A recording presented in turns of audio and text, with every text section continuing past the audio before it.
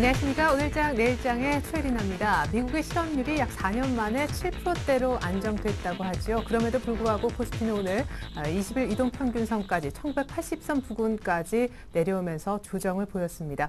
왜일까요? 이 왜에 대한 해답을 한 두 가지 정도로 대외 재료를 통해 분석해 볼 수가 있겠는데요. 스페인과 그리스 등 유로존 불확실성이 다시 한번 부각된 데다 국경절 연휴가 다 끝났지만 중국장이 밀리면서 중국의 경기 둔화 우려까지 다시 금세 나왔기 때문입니다. 옵션 만기일 며칠 앞두고 외국인들의 선물 매도도 커진 점 장중 변동성을 키웠다라고 하는데요. 그럼에도 불구하고 닷새째 오른 곳이 있었으니 바로 코스닥입니다. 개인의 매수만으로 막판에 기관까지 사는 흐름이 나왔다고 하는데요. 코스닥 종가까지 체크하고 돌아옵니다. 네, 시황센터입니다. 10월 8일 마감장 한번 살펴보시겠습니다. 외국인과 기관의 동시 순매도 속에 코스피 지수가 1980선을 등락했습니다. 반등 하루 만에 다시 하락세로 전환했는데요. 오늘 마감 지수는 13.28포인트 빠진 1981선에서 거래 마감했습니다. 네, 투신과 기관, 국가기관채를 중심으로 한 매도세에 기관은 1,500억 원이 넘는 매도 물량을 내놓았습니다. 여기에 외국인도 900억 원 넘게 매도했는데요. 프로그램에서는 비차익 중심으로 590억 원 매도이 나타나면서 지수 하락에 또 영향을 끼쳤습니다. 업종별로는 하락 업종이 많았습니다. 증권과 또 건설, 운수 장비, 또 철강, 금융 등 대부분의 업종이 하락했고 또 시가총액 상위 종목도 대부분 혼조세 속에 하락하는 종목이 많았습니다. 현대중공업은 3% 넘게 빠졌는데요. 외국인과 기관의 매도세에 하락했고 또 계속되는 경영 악화의 포스코는 지난 거래일에 이어서 2% 추가적으로 빠지는 모습 나타냈습니다. 네, 시총 상위 종목에서는 빨간불을 켠 종목을 찾기가 좀 어려웠는데요. SK하이닉스가 외국인과 기관의 지지 속에 2% 가까이 올랐습니다. 코스닥도 한번 살펴보시겠습니다. 코스닥은 코스피와 다르게 5거래일 연속 상승에 성공했습니다. 오늘 마감 지수는 537선에서 거래 마감했는데요. 외국인과 기관의 매도세가 나오지만 개인의 지지 속에 코스닥 지수는 상승 성공했습니다. 외국인은 140억 원 매도 보였고 또 개인과 기관 막판에 매수 전환하면서 78억 원, 개인은 92억 원 매수 보였습니다. 네, 시가총액 상위 종목들은 혼조세 보였습니다. 파라다이스가 중국 국경절 기간 동안 수혜주로 꼽히면서 외국인과 기관의 매수 속에 4% 넘게 상승했는데요. SM은 상승폭을 반납하고 또 하락 전환했고 모바일 게임주 위주로 코스닥 시장에서는 선전하는 모습이 보였습니다. 상승 이어가던 YG엔터테인먼트는 오늘 7% 넘는 급락에 나오면서 9만 원대가 다시 또 깨지는 모습 보였고 정치 테마주도 안내불 필두로 해서 아가방 컴퍼니 또 고령메디앙스 등 안철수와 박근혜 관련 테마주가 하락세했습니다. 또 테마주 급등 규제 신설 때문에 정치 테마주가 대부분 하락세 보이는 모습이었습니다. 다음은 원달러 환율 보시겠습니다. 이번 주 원달러 환율에 대해서 궁금하신 분들 참 많으실 텐데요. 또 원달러 환율이 한 번 더 또 연저점을 경신했습니다. 오늘 원달러 환율이 하락 출발하면서 하루 만에 연저점을 또 경신한 건데요. 이번 지난 발표된 미국 고용지표 호조 등으로 위험자산 통화의 강세 흐름 등이 이어진 데 따른 것으로 풀이됩니다. 오늘 원달러 환율은 80전 내린 1,110원 또 50전에 개장한 직후 1,109원까지 내려가다가 지난 5일 기록한 장중 연저점 1,110원 또 60전을 경신했습니다. 하지만 이내 1,100원대에 대한 부담감이 작용한 데다가 또 연저점 인식에 따른 역외 또는 국내 결제 수요 유입 가능성 등으로 원달러 환율이 다시 상승 반전에 성공했는데요. 오늘 원달러 환율은 1,112원에 거래 마감했습니다. 9월 말부터 시작한 원달러 환율은 1,110원대 흐름 보여주고 있었는데요. 불과 한 달 전만 해도 1,130원대 흐름이었지만 한 달 만에 20원이 하락했습니다. 연저점에 대한 부담감이 여전한 가운데 주식 거래하시면서 원달러 환율도 꼭 챙겨보시길 바라겠습니다. 다음은 코스피 시가총액 상위 종목 살펴보시겠습니다. 네, 삼성전자는 반등에 성공했습니다. 0.2% 강보권에 머물렀고요. 또 현대차와 또 현대모비스 오늘 완성차와 또 부품주가 좋지 않았는데 현대차는 2% 넘게 하락했고 기아차도 1% 가까운 조정받았습니다. LG화학과 포스코도 각각 1.5%, 1.9% 하락했습니다. 코스피 시가총액 상위 종목 7위부터 12위 살펴보시겠습니다. 네, 대부분 혼조세 보였는데요. SK하이닉스가 기관과 외국인의 매수 속에 2% 가까이 상승했고요. 현대중공업, 조선주는 오늘 좋지 않은 흐름 보였습니다. 2.7%, 대부분의 조선주 업종이 2%대 평균 하락률 보였습니다. 신한지주는 0.5% 약보합권에 머물렀습니다. 다음은 코스닥 시가총액 상위 종목 살펴보시겠습니다. 파라다이스가 단연 눈에 띄는데요. 6% 넘게 급등하면서 19,100원에 또 CJ우쇼핑과 다음은 각각 1%, 0.09% 강보합권에 머물렀습니다. SM이 막판 하락 반전하면서 0.4% 조정받으면서 67,700원에 거래 마감했습니다. 코스닥 시가총액 상위 종목 7위부터 10위 살펴보시면요. 네, 젠백스가 3.7% 하락했습니다. 시제는 1.2% 상승한 반면에 위메이드는 장 막판 갈수록 하락폭을 키우면서 2% 넘게 빠졌는데요. 최근 모바일 게임주 위주로 상승 보였었던 위메이드였죠. CJENM은 1.2% 상승하면서 31,550원에 거래 마감했습니다. 다음은 이 시각 특징 업종 및 테마 살펴보시겠습니다. 상승 반전에 성공한 삼성전자였지만 3분기 실적에 대한 호재는 이미 주가에 반영된 것으로 풀이됩니다. 삼성전자는 0.2% 강보합권에 머물면서 137만 3천 원. 또 LG전자는 2% 넘게 하락했습니다. 기관의 매도세가 이어진 데다가 최근 며칠은 외국인이 팔고 있는 LG전자 오늘 하락세 면치 못했는데요. LG디스플레이도 각각 1.4% 하락했고 삼성전기는 2% 넘게 조정받았습니다. 네, 기관과 외국인의 매도 속에 코스피지수 약세 흐름으로 증권주가 오늘 약세 면치 못했습니다. 자세한 흐름 살펴보시겠습니다. 네, 삼성증권을 필두로 1.7% 대부분의 업종이 2에서 3% 넘게 하락했는데요. 대우증권은 3.9%, 키움증권은 3.8%, 미래에셋증권은 2.2% 조정받는 상황이었습니다. 평균 2% 넘는 하락률을 나타냈습니다. 네, 오늘 현대중공업을 필두로 조선업종이 약한 모습 보여줬는데요. 기관과 외국인의 매도 속에 조선주가 약세 보였습니다. 현대중공업은 2.7%, 삼성중공업은 2.4% 하락했는데요. 스페인에 대한 우려는 여전한 가운데 또 유럽에 대한 불안감 속에 수주가 작년보다 18% 하락했다는 소식에 조선주의 움직임이 무거웠습니다. 대부분의 업종이 1% 넘게 하락했고요. 현대위포조선은 3% 넘는 하락세 보였습니다. 오늘 현대차는 외국인과 기관의 매도 속에 현대차는 2% 넘게 하락하는 모습 보였습니다. 자세한 흐름 살펴보시겠습니다. 네, 현대차는 2% 넘게 하락했고요. 기아차와 또 현대모비스는 각각 0.9%, 0.6% 약보합권에 머물렀습니다. 반면 쌍용차는 3.2% 강세 나타냈는데요. 부품주도 엇갈린 모습입니다. 현대위아는 3.5% 하락했지만 만도는 0.6% 강보합권에 머물고 있는 모습 보였습니다. 네, 이번엔 특징주 한번 살펴보시겠습니다. 안철수 대선 후보가 교육에 대한 발언으로 교육주가 오늘 급등했습니다. 네, 전날 안 후보는 교육개혁의 내용이 담긴 대선 비전을 발표했습니다. 새로운 시대에 맞는 새로운 교육이 우리 아이들을 살릴 수 있다 말하면서 교육에 대한 발언에 힘입어서 오늘 교육주가 상승했는데요. 디지털 대성은 상한가 기록했고 메가스터디도 10% 넘게 급등했습니다. 대부분의 업종이 5% 넘는 강한 급등 나타냈습니다. 네, 모바일 게임 팡 시리즈에 이어서 관련주가 동반 상승했습니다. 요즘 새벽에도 하트를 달라는 문자 때문에 밤잠 설치시는 분들 많으실 텐데요. 위메이드는 2% 하락했지만 조이맥스는 3% 넘게 급등했습니다.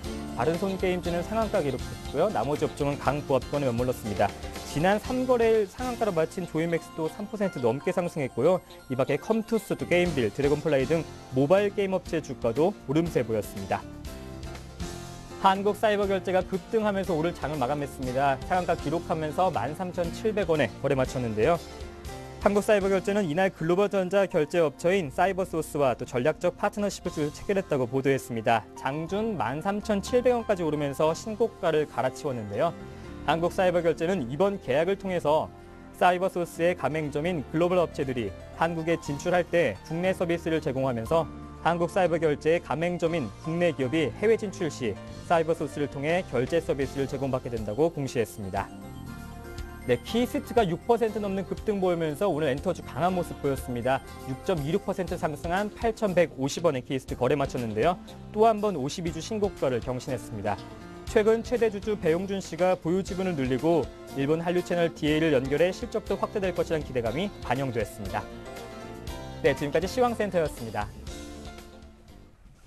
네, 이번 주 주간 전망을 리서치 센터장을 연결해 듣도록 하겠습니다. 오늘은 LIG 투자증권 리서치 센터 안승 센터장님 연결해 보겠습니다. 센터장님 안녕하십니까? 네, 안녕하십니까? 네, 사실상 지난주 2천을 버거워하면서도 하방은 경직성을 보였던 코스피인데요.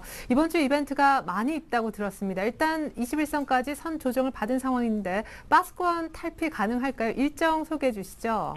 네, 이번 주는 뭐 국내에 중요한 일정들이 있습니다. 이번 주 목요일 10월 11일 날 저희 금통위가 이제 기준금리 결정을 하고 있고요. 또 같은 날은 이제 그 선물 옵션 만기일입니다. 그래서 프로그램 매도 물량이 얼마나 될지 좀 관심을 좀 갖고 있고요. 해외에서는 오늘과 내일은 그 EU 재무장관 회의가 있고요. 올해 주말에는 금요일 토요일에는 세계은행, 다시 말하면 IMF 연차총회가 개최가 됩니다. 지금 이번 주에는 뭐 그렇게 큰 별다른 이슈는 없습니다. 그래서 최근 뭐 실시된 QE3라는 그 3차 양적 완화 등에 따른 해외 유동성 공급이 지속되는 가운데 특히 이번 주에는 이제 선물 옵션 만기에 따른 프로그램 매도가 좀 서로 힘을 겨루는 시기로 예상이 됩니다. 그래서 이번 주 전망은 1970에서 2000 사이의 좁은 박스권 정도로 예상하고 있습니다. 예, 여전히 박스권일 것이다. 이제 자세한 하나하나 변수를 들어가서 얘기를 해보죠. 이제 스페인하고 그리스, 유럽발 불확실성이 다시 부각됐다는 얘기가 있는 가운데 오늘 밤 드디어 우여곡절 끝에 ESM이라는 구제금융기구가 공식 출범을 한다고 들었습니다. 한간에는 이 모멘텀보다 유로존 재무장관 회의를 주목하라고 하던데요. 네. 일단 오늘부터 유로존 재무장관 오늘 밤부터 열리게 되는데 예. 저희들 예상으로는 ESM의 어떤 공식 출범과 재원 확대 문제가 많이 논의될 것 같아요. ESM이 다시 말하면 유로 안정 메커니즘인데 초기 자본금은 저희 800억 유로로 시작을 합니다. 근데 지금 올해까지 이미 7월 달에 160억 유로씩 5회에 걸쳐서 납입을 해야 되는데 아직 납입이 안 됐고요. 그래서 이번 달에 그 두 회분 320억 유로가 좀 납입될 것으로 예상을 하고 있고요. 이렇게 자본금이 납입이 되면은 채권 발행이나 차입 등을 통해서 약 6배에서 7배의 레버리지가 전망이 됩니다. 그래서 800억 유로가 다 들어오게 되면은 약 5천억 유로의 가용 자금이 생기게 되고요. 이렇게 된다면은 현재 문제가 되고 있는 스페인이나 이탈리아의 국채 발행 잔고가 약 한 8천억 유로 정도 됩니다. 그래서 최악의 상황까지만 가지 않는다면 5천억 유로 정도면은 스페인이나 이탈리아의 어떤 국채 발행의 어떤 애로 등은 잘 해소할 수 있다라고 생각합니다. 그렇지만은 여전히 그 유럽 문제의 근본적인 해결책은 경기가 침체됐다는 것인데 경기 회복이 중요해지고요. 아직까지는 이런 시그널이 없다는 점에서 투자가들이 그렇게 의심을 아직 거두지 않고 있는 이런 상황인 것 같습니다. 네. 오늘 나온 뉴스 보니까 스페인의 또 다른 지방 정부가 이제 구제금융 돈이 없다. 정부로부터 돈을 달라 SOS를 쳤다고 합니다. 이렇게 되면 지방 정부 구제금융이 6곳으로 늘어나게 되는데 스페인은 21일 날 지방선거 때문인지 구제금융 신청을 도통 안 하네요. 네, 일단 뭐 그 21일이 아마 그 스페인에서 제일 큰 지방 정부가 이제 선거를 하는 거고 네. 지금 마보이 스페인 총리의 고향이라고 할 수 있죠. 그래서 그곳에서의 어떤 지방선거에서 우위를 가져야 향후 이제 전국 운영을 잘 가져갈 수 있기 때문에 아무래도 뭐 21일 선거 이후에 구제금융 신청할 것으로 예상을 하고 있고요. 지방 정부가 계속 조금 고생을 하고 있어서 중앙 정부한테 좀 도와달라고 SOS를 많이 치고 있습니다. 그렇지만 일단 중앙 정부 쪽에서 국채 발행이 원활히 되고 그다음에 구제금융 신청을 해서 자금이 들어오기 시작한다면 지방 정부 문제는 뭐 현재까지는 아직 큰 문제는 아니다라고 생각이 되고요. 근본적으로 스페인이 10월 말까지 지금 한 355억 유로의 어떤 그 국채 만기가 도래야 하는데 이것들을 해결하기 위해서 10월 말에는 아마 구제금융을 신청할 수 있을 것으로 이렇게 예상하고 있습니다. 네, 아직까지 구제금융 신청을 안 하는 거는 정치 일정 때문이군요. 자, 현 시장의 또 다른 변수, 뭐 시기적으로 일단 3분기 어닝 시즌을 꼽지 않을 수가 없는데 삼성전자 잠정치 실적 공개로 우리 시장은 이미 약간 스타트가 됐다는 느낌이고요. 미국 쪽도 이번 주에 뭐 JP모건 알코아를 스타트로 어닝이 시작된다죠. 주요 변수하고 어떻게 전략을 짜면 좋고 사실 어떤 업종을 보면 좋을지 가장 쉬운 답은 실적 호전주인데 적용하는 게 어려워요. 네.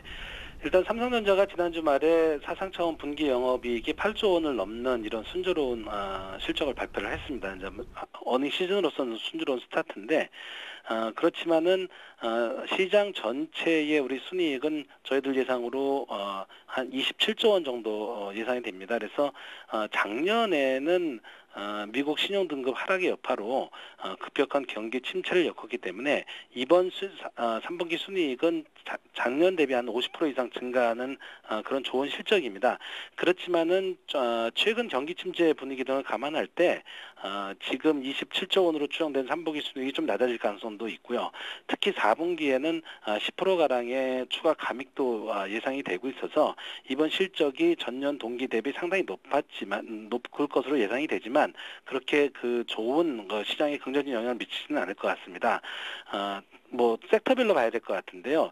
이번 3분기 실적 시즌에서는 IT, 그 스마트 기계를 중심한 IT나 그다음에 그 내수 중에서도 인터넷 게임, 홈쇼핑 등의 어떤 그 가벼운 소비재들, 그다음 정유, 음식료 업종 등이 좀 긍정적이고 나머지 업종들은 조금 기대보다 많이 미흡할 것으로 예상을 하고 있습니다.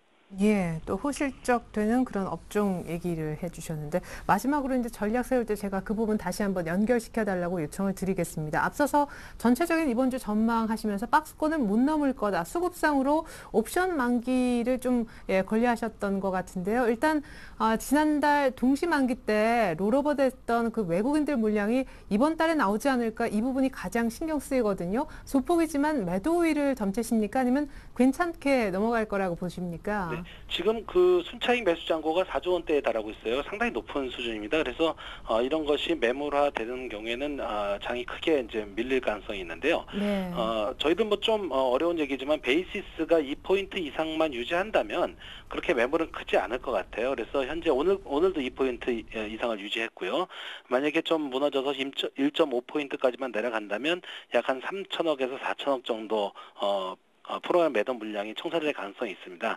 그렇지만 현재 4조 원대에 달하는 그런 프로그램 순 차익 매수 잔고를 감안할 때는 3, 4천억 정도의 매도 물량은 시장에서 크게 문제 안 되고 잘 소화될 수 있을 것이다. 그래서 이번 목요일 선물 옵션 만기는 큰 매물 부담 없이 좀 순조롭게 넘어갈 것으로 예상하고 있습니다. 네. 자, 그럼에도 불구하고 옵션 만기일이 무난하게 넘어가도 코스피가 이제 위쪽으로 갈 가능성에 대해서는 크게 보시지 않는 것 같아요. 아까 이제 잘해봐야 한 2,000포인트 정도 이번 주에라고 하셨는데 코스피가 그렇게 정체 혹은 약간 흔들릴 가능성이 있다면 역시 중소형주 보는 게 더 나은 이번 주가 될는지 괜찮을 만한 그런 업종 소개나 개인 투자자를 위한 팁까지 좀 부탁을 드릴게요. 네. 아무래도 뭐 장 전체가 정체 상태다 보니까 대형주보다는 중소형주에 관심이 쏠리기 마련인 것 같아요. 그래서 앞서 언급했던 중형 소비 관련주들, 그래서 인터넷이라든지 게임, 음식료, 홈쇼핑 이런 쪽에 좀 관심을 좀 많이 가져야 될 것 같고요. 특히 이런 것들은 지금 시장의 경기 침체 흐름 속에서도 실적이 순조롭게 꾸준히 증가하는 이런 상황이다라고 그렇게 말씀드리고 싶습니다. 특히 요즘 장세는 기업의 펀더멘털보다는 정책 이슈에 따라서 크게 변동을 하고 있습니다. 그래서 단기 예측하기 상당히 어렵고요. 그렇기 때문에 좀 더 긴 호흡으로 좀 장을 보셔야 될 것 같고 가능한 한 뭐 수익률 목표는 짧게 가져가시고 긴 호흡에서 충분히 좀 밸류에이션이 낮아졌다 했을 때 조금 좀 먼 시작, 중장기적인 시각으로 그 저점 매수하는 것이 바람직하지 않을까 이렇게 생각합니다. 그러면 이제 실적적인 측면에서도 괜찮아 보이는 별로 경기 안 타는 인터넷, 게임, 음식료 이런 종목들을 적당한 가격에 잘 사면 긴 호흡의 투자, 긴 홀딩도 가능하다는 얘기시죠? 네, 그렇습니다. 예, 감사합니다. 지금까지 이번 주 주간 전망 LIG 투자증권 안승 센터장님으로부터 들어봤습니다. 깊은 분석 감사합니다. 감사합니다. 네, 자 이어서 오늘 수급 분석을 좀 전반적으로 확인해 보겠습니다. 샘플러스 남은우 원장님 만나볼까요? 안녕하십니까? 네, 안녕하십니까? 네, 막판에 기관이 코스닥 산 건 반가운 일이지만 오늘 외국인들 선물을 많이 팔았네요. 예, 외국인들의 선물 매도 규모가 오늘 대외적인 여건에 비해서 상당히 좀 많이 나왔습니다. 4,000개 정도의 외국인들 선물 매도가 나왔고요. 현물 또한 580억과 그리고 134억. 기관 또한 이 투신권을 중심으로 상당히 좀 매도세가 많이 나왔는데요. 긍정적인 관점으로 접근하고 있는 연기금에서는 지속적으로 순매수를 보이고 있는 상황입니다. 아무래도 그 외국인들이 선물과 현물에서 동반적으로 지금 계속 매도가 계속 이어지고 있는데요. 지금 우리 매수 차익 잔고 자체가 매도 차익 잔고에 비해서 상당히 좀 많았고요. 그렇다고 본다면 지난달 선물 옵션 만기에 일정 부분에 어떤 소화되는 물량들이 좀 많이 나왔어야지 좀 장이 좀 안전하게 갈 수 있다 이렇게 볼 수가 있는데요. 그럼에도 불구하고 지난번 충격이 전혀 없었거든요.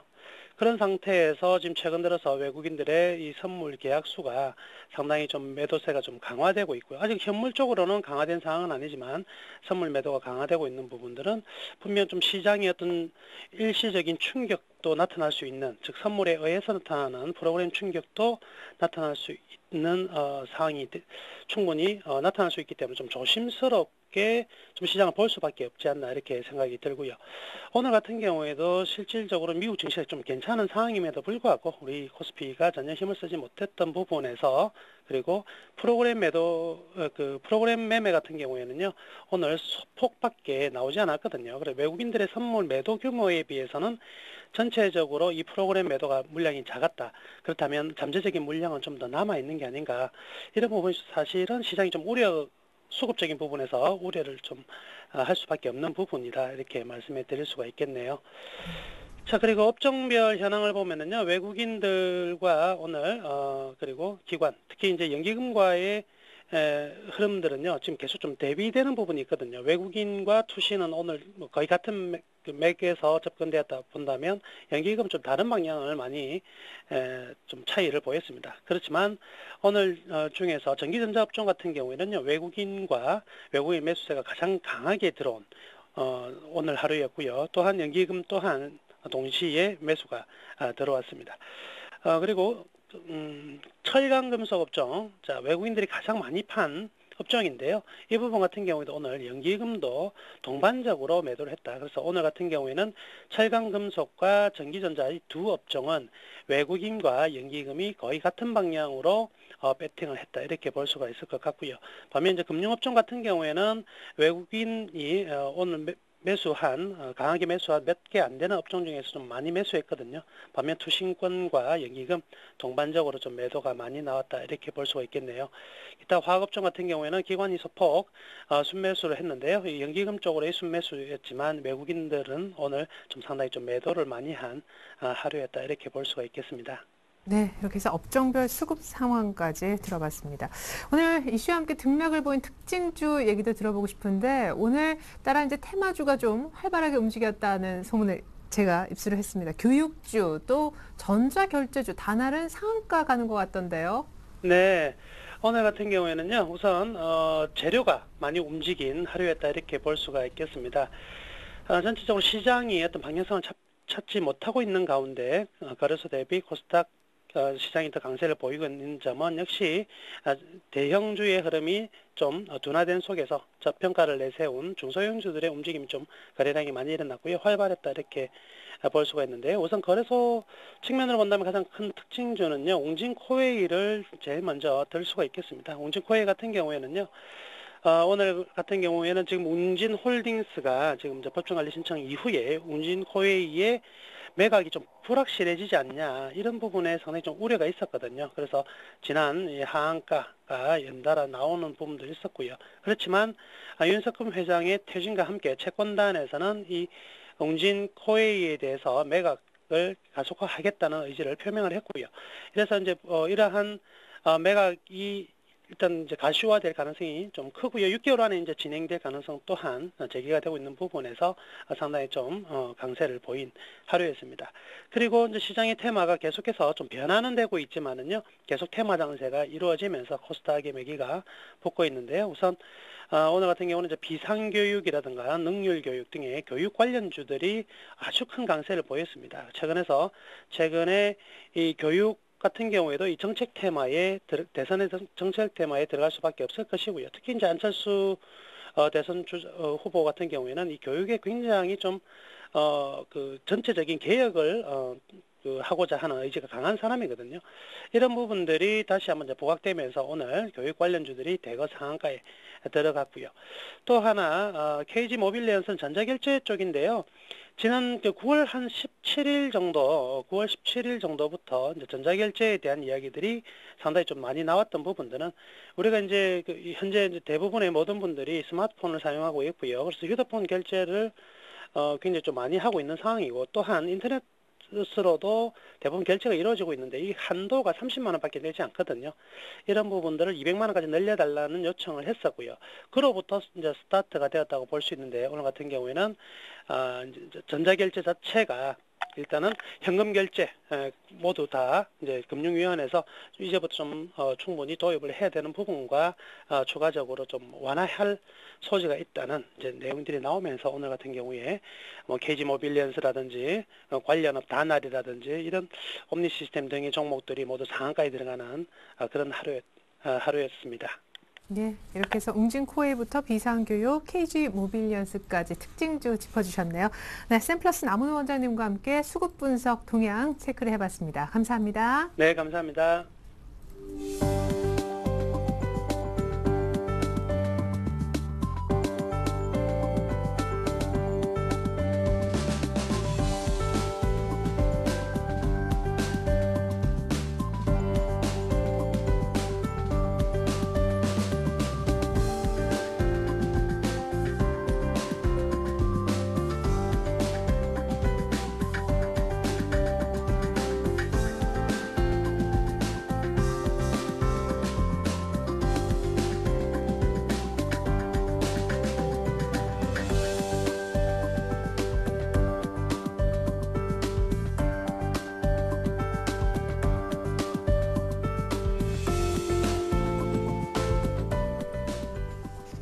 네, 방금 보신 바대로 이번 주 후반에는 IMF 세계은행 연차 총회가 일본 도쿄에서 열리게 되고 당장 오늘 밤에는 ESM의 공식 출범이 예정이 돼 있습니다.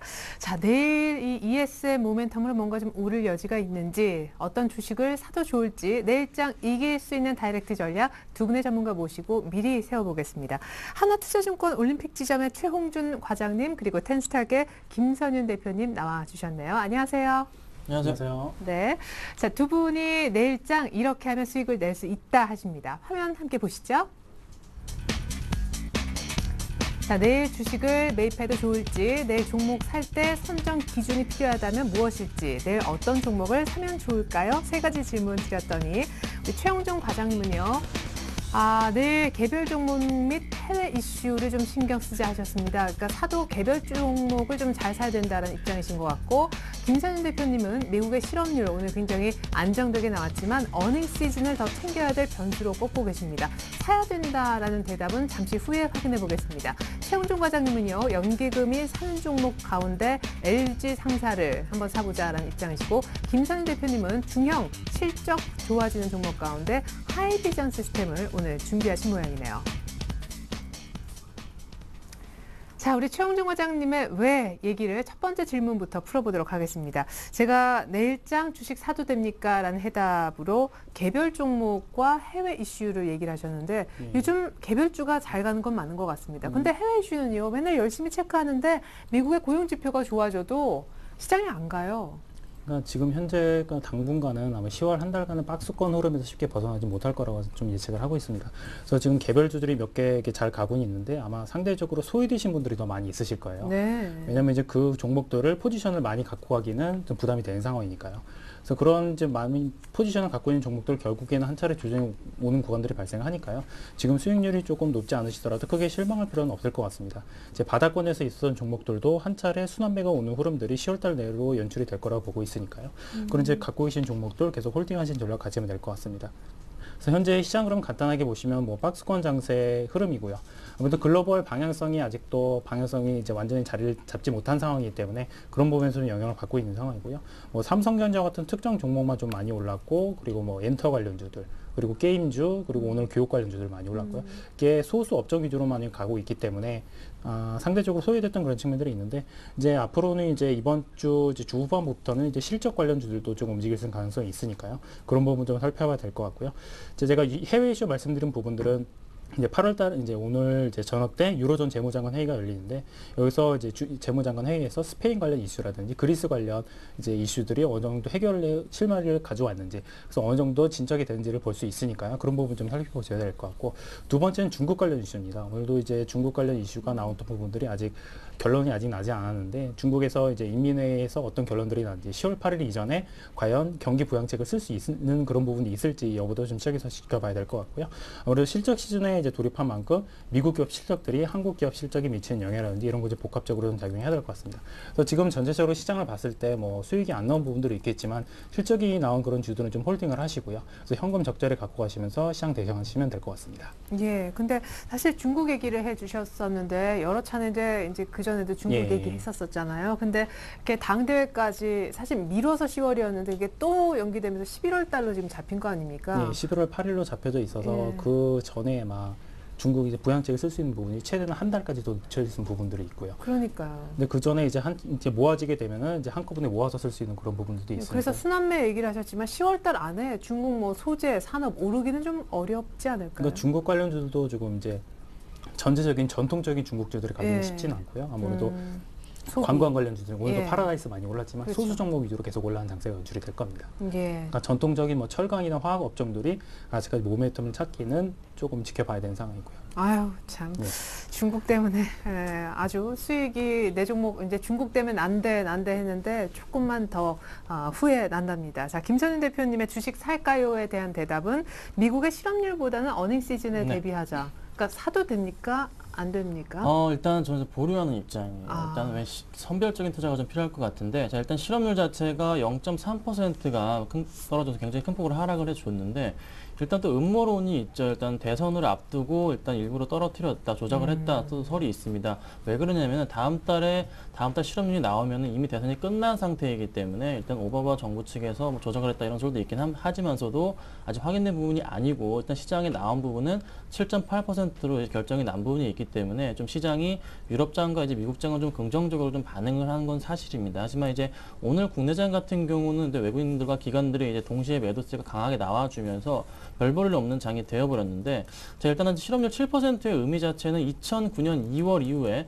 자 44개월 만에 이제 처음 있는 그런 7% 모습이기 때문에 좀 단기 혹은 중기적인 상승 신호가 좀 될 가능성이 높다고 좀 말씀을 드리겠습니다. 그리고 또 하나 또 스페인 쪽에서 일단은 좀 안 좋은 얘기를 좀 먼저 드리자면은, 자, 한 지방정부 한 곳 더 해서 6개 지방정부에서 이제 구제금융을 신청을 한 상태입니다. 자, 그게 필요한 금액 자체가 160억 유로인데, 지금 스페인에서 이제 가지고 있는 금액 자체가 할 수 있는 능력되는 금액 자체가 180억 유로이기 때문에 지금 거의 재정이 바닥이 날 정도로 지금 곧 긴축 플러스 구제금융을 해야 되는 상황입니다. 근데 지금 스페인에서는 또 다른 이제 대응책을 내놓았죠. 바로 이제 국채보험이란 걸 꺼내 놓으면서 다시 한번 이제 긴축에 대한 구제금융보다는 국채보험 쪽으로 스페인 쪽에서 조금 이제 이동하는 것이 아닌가라는 조금 의견이 있는데, 일단은 만약에 국채보험으로 이제 스페인이 자금을 확보하게 된다면은 일단 기본적으로 500억 유로 이상 자금 확보가 가능하기 때문에 제가 볼 때 두 마리 토끼가 다 잡을 수 있는 그렇게 시장이 되지 않을까 싶습니다. 첫 번째는 뭐냐면은, 자, 일단은 국내에 있는 여러 이제 반대 세력들, 긴축에 대한 반대하는 세력들을 조금 잠재울 수 있다는 그런 장점이 있기 때문에 아무래도 현재 스페인 쪽에서 정권을 잡고 있는 여야 쪽이 아무래도 조금은 괜찮은, 좀 안정적으로 다시 한번 기반을 다질 수 있게 되는 것이고, 두 번째로 하나 더 볼 것인 바로 이제 만약에 구제금융을 신청할 경우에는 유로존 쪽에서 내놓을 수 있는 긴축에 대한 부분, 긴축 정책에 대한 부분이 굉장히 타이트할 건데 그 부분이 조금은 완화될 가능성이 있다는 겁니다. 그래서 일단은 스페인 정부 쪽에서는 국채보험 쪽으로 가게 되면 조금 이제 시장 상황이 긍정적으로 조금 유리하게 돌아가기 때문에 아무래도 그쪽 방향으로 흘러갈 가능성이 있다는 걸 좀 참고하시면 좋을 것 같은데, 일단은 언제가 될지는 모르겠습니다. 하지만 최대한 좀 빨리 국채보험이든 간에, 자, 구제금융이든 간에 좀 시작을 해야 되지 시장이 조금 안정적으로 흘러가지 않을까 좀 말씀을 드리겠고, 그리고 또 하나, 좀 현재 이제 10월 달에 들어서 어닝 시즌이 이제 시작이 되는데, 지금 이미 국내에서는 삼성전자가 그 필두를 해서 이제 발표를 했습니다. 근데 지금 중요한 거는 전반적으로 글로벌 증시의 대부분의 일단은 여러 가지 이제 예측치를 보자면은 대부분은 이번 3분기보다는 4분기를 보자는 쪽이 굉장히 많습니다. 그래서 3분기의 실적은 되도록이면은 지금 다 안 좋게 나올 가능성이 높은 그런 상황이기 때문에 그 중에서도 조금은 실적이 괜찮은 종목들로 좀 선별적으로 고르셔야 됩니다. 그래서 기관들의 움직임이 이런 오늘같이 빠져나가는 상황에서도 매수가 좀 들어오는 그런 종목들로 보시는 게 또 괜찮을 것 같고, 또 하나 뭐 연기금이나 투신권이 다시 꾸준하게 매수가 들어오는 그런 종목을 좀 선별적으로 고르신다면은 아무래도 좀 안정적으로 10월 달 내에 이런 뭐 교착 상태에 있긴 하지만서도 빠르게 안정적으로 수익을 조금이나마 거둘 수 있는 그런 장이 되지 않을까 좀 판단됩니다. 네, 매수를 전체적으로 조금은 확인해야 될 것들 때문에 보류했으면 좋겠지만 그래도 산다면, 사고자 한다면 어떤 기준은 꼭 필요한지 지금부터는 종목 선정법 얘기로 넘어가 보겠습니다. 우리 최영종 과장님은 연기금 매수 종목이라고 하셨는데 이 얘기를 한 달여 정도 하셨고 하고, 예. 10월 되니까 연기금이 올해 내에 사야 되는 분량의 돈이 있는데 확 줄었어요, 사는 게. 사는 게 줄었던 부분들이 이제 주가가 예. 조금 횡보하고 있는 측면들도 있고요. 연기금 나름 자기네들이 샀다가 다시 싸게 사는 그런 부분도 저희들이 대부분 상입니다. 근데 이제 다른 기관들이랑 움직임이 틀린 거는 투신권 보시면 지금 투자자들 매매 동향 잠깐 보시면 투신권들은 계속 팔고 있는데 연기금들은 하루 이틀 팔았다가 다시 걷어들이는 그런 전략들이 좀 취하고 있습니다. 네네. 이만큼 자기네들도 왜냐면 자기네들이 예전에 연기금 매매 패턴을 보면은 주가가 많이 빠진 상황에서 많이 매수를 했었는데 지금은 주가가 올라간 상황에서 매수를 하고 있는 상황입니다. 네. 그러면은 그냥 무작정 매수를 할 수는 없기 때문에 어느 정도 포지션을 조절해가면서 매수하는 시점으로 가고 있고요. 뭐 행보 기간이 길어진다고 하면은 지금 연기금이 다할 수 있는 포지션이 좀 더 늘어나지 않을까를 보고 있는 상황입니다. 그래서 지금 현재 이제 매매 동향을 보게 되시면 외국인들 추가 매수 강도 아무래도 유럽이라든지 카타 관련 이슈 때문에 좀 둔화될 수밖에 없고요. 투신권의 환매는 계속 발생하고 있기 때문에 그 투신권의 환매를 조금 막을 수 있는 부분은 연기금이나 아니면 국가지자체 일부 들어오는 부분들 그리고 미국 계좌감들 들어오는 부분들을 좀 체크를 해야 될 것 같고요. 최근에 또 이제 연기금 매매 보면은 조금 이제 변화 움직임이 보이는 게 일정 수준은 저는 제가 말씀드렸다시피 많이 빠진 종목들을 계속 매집을 하고 있고 일정 수준 종목 같은 경우는 좀 이제 신고가 근처에 있는 종목들을 많이 트레이딩을 하고 있습니다. 뭐 게임 관련주로 하는 컴투스라든지 그리고 뭐 컴투스, 게임빌 그리고 이제 바이오 관련주로서는 메디톡스 이런 관련주들 계속 트레이딩 관점에서 접근하고 있기 때문에 그런 관련 종목들은 단기적인 트레이딩 관점에서 접근하시면 될 것 같고요.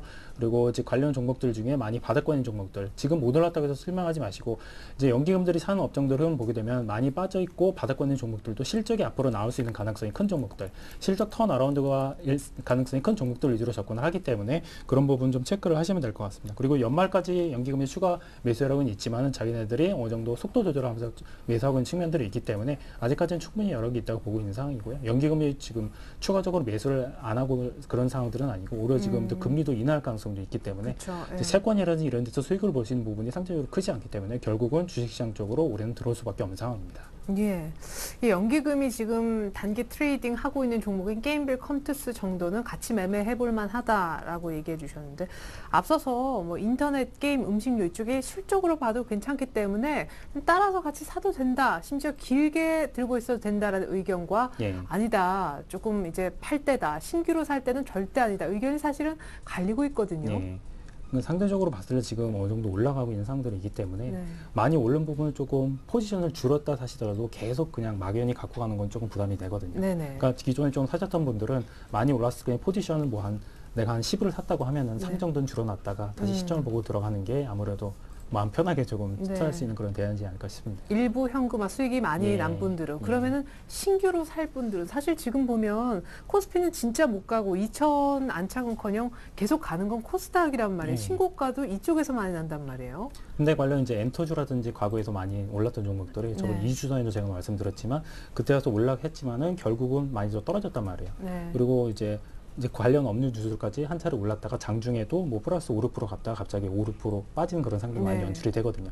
그런 부분이 얼마든지 발생을 할 수 있기 때문에 장기적으로 갖고 갈 수 있다고 하면은 빠지는 거 충분히 견딜 수 있다고 하지만은 지금 투자하던 분들 보시면 이제 엔터라든지 이런 관련주들의 포지션을 전부 다 갖고 있는 부분들이 아니고 기존에 많이 물려있는 부분도 있기 때문에 추가적으로 수익을 달성하려고 이런 관련 주식에 들어가는데 거기서 또 손실이 발생한다고 하면은 투자하는 데 있어서 많이 애로사항이 발생할 수 있기 때문에 어느 정도 포지션을 갖고 가면서 비중 조절하는 전략이 아무래도 지금 현재에서는 시장을 이기지 않는 힘이지 않을까 싶습니다. 예, 그러면은 컴투스, 뭐 게임빌 사실 오늘 다 신고가 이 종목들이라고 뭐 별로 안 오른 게 아니잖아요. 뭐 한때 정말 최고로 많이 올라 있는 종목인데 지금 들어가도 돼요? 이 두 종목. 이 관련 종목들은 그냥 계속 홀딩하지 마시고요. 빠졌을 때 들어가서 이제 데이 트레이딩 전략으로 취하시는 게 제가 볼 때 나을 것 같습니다. 예, 그럼 빠졌다라는 기준이 이렇게 신고가를 낼 때는 그냥 자기 나름대로 이 정도는 싸다 하고 그냥 들어갔다가 적당히 팔아야 되는 건지. 그러니까 지금 시점에서는 이제 들어가실 때 한꺼번에 다 들어가지 마시고요. 분할해서 조금씩 들어가셨다가 수익률 구간을 짧게 하고 나오시는 게 지금 구간이다. 아니면 조금 홀딩하실 때 길게 음봉 나고 길게 꺾였을 때 그때는 밀어넣지 털고 나오셔야 되시고요. 아, 예, 알겠습니다. 그나마 이제 뭐 여러 가지 지금 많이 오른 종목 사도 되네 마네 얘기가 있지만 연기금이 매수콜을 보내고 있고 연기금이 빠르게 이제 수익을 내려고 하는 두 종목인 게임빌과 컴투스 정도는 역시 짧게 수익을 낼 수 있어 보이는 종목이다라는 얘기 들어봤습니다. 자, 김선우 대표님만의 종목 선정법 듣기 이전에 이 얘기에 대해서 역시 공감하시는지 요거부터.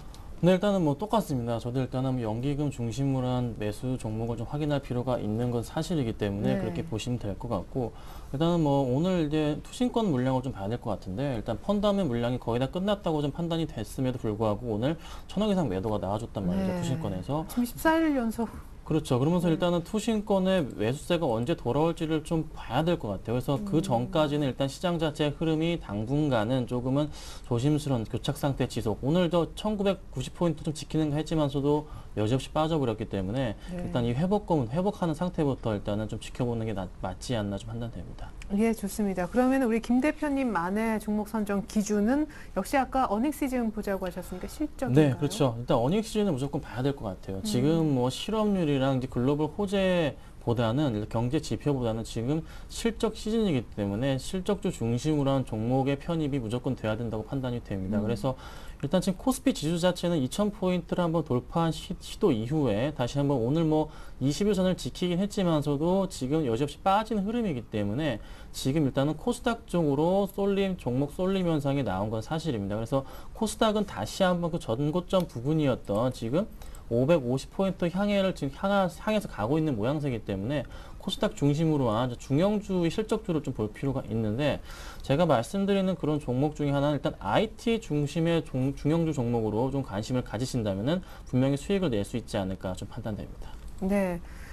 IT면 역시 휴대전화, 뭐 스마트 기기 관련된 부품. 그렇죠. 뭐 LG 관련주나 삼성 관련주들로 해서 편입을 하신다면은 한 일주일 내내 재밌는 수익이 나지 않을까 좀 그렇게 보고 있습니다. 네, 좋습니다. 사실상 삼성전자의 잠정 실적이 발표된 이후 이제 이번 주는 실적 공백기인데 이때 IT 부품, 스마트 기기 관련 부품주가 어떨까 이런 얘기도 나왔습니다.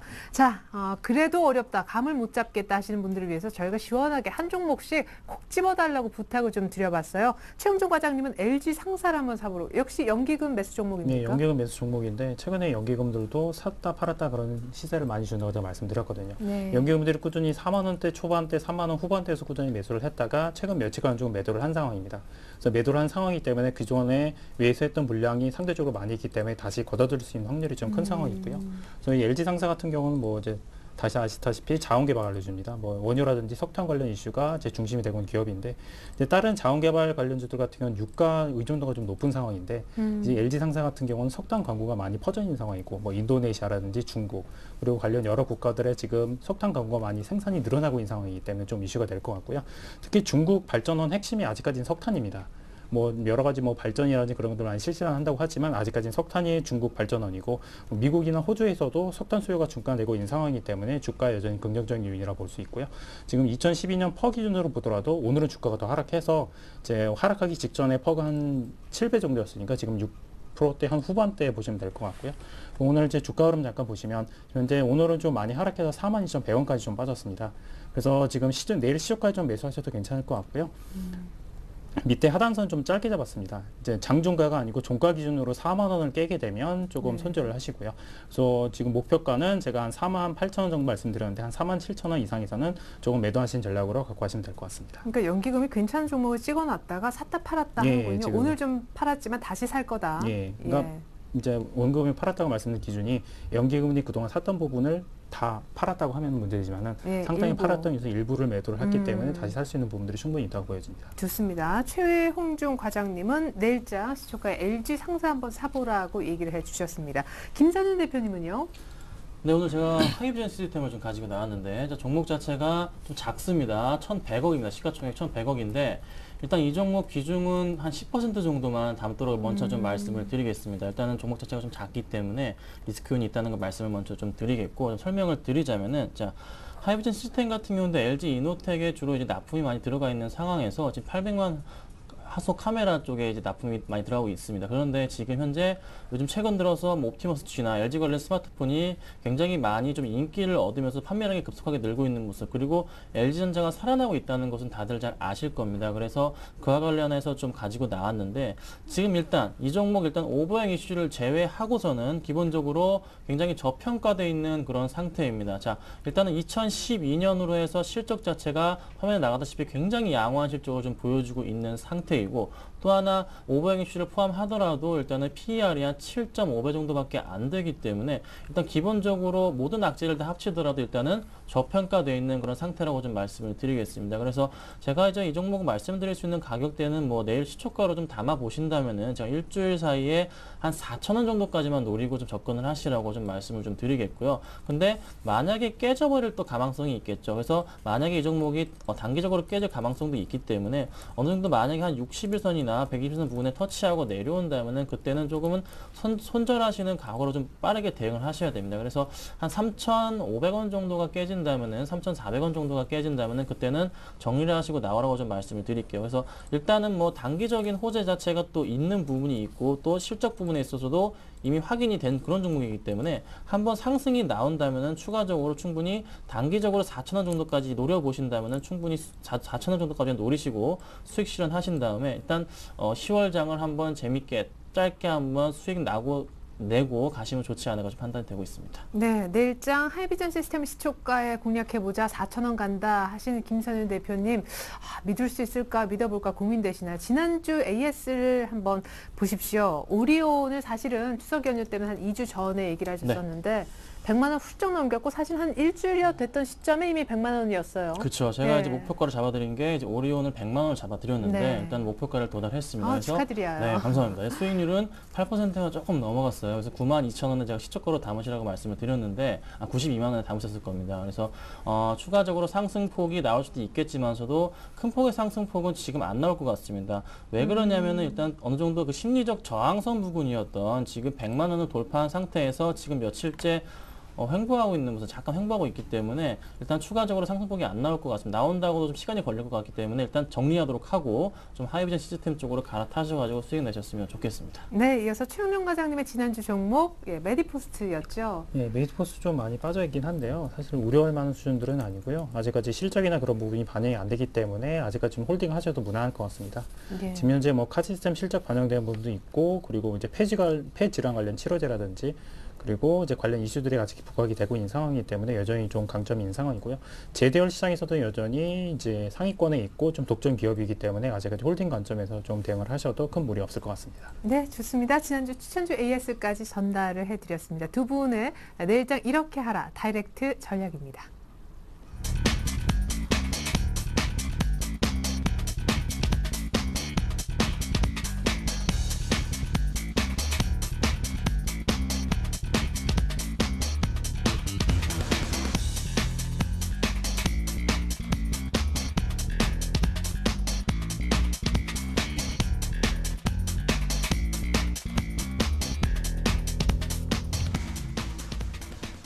네, 이상 오늘 함께해 주신 두 분의 전문가와는 인사 나누겠습니다. 감사합니다. 네, 수능 한 달 남았습니다. 수험생들 마음가짐과 컨디션 조절이 중요하다고 하지요. 하지만 주식 투자하시는 분들도 예외는 아닐 거라 생각이 듭니다. 여러분들 성공 투자를 기원합니다. 오늘장 내일장 마칩니다. 감사합니다.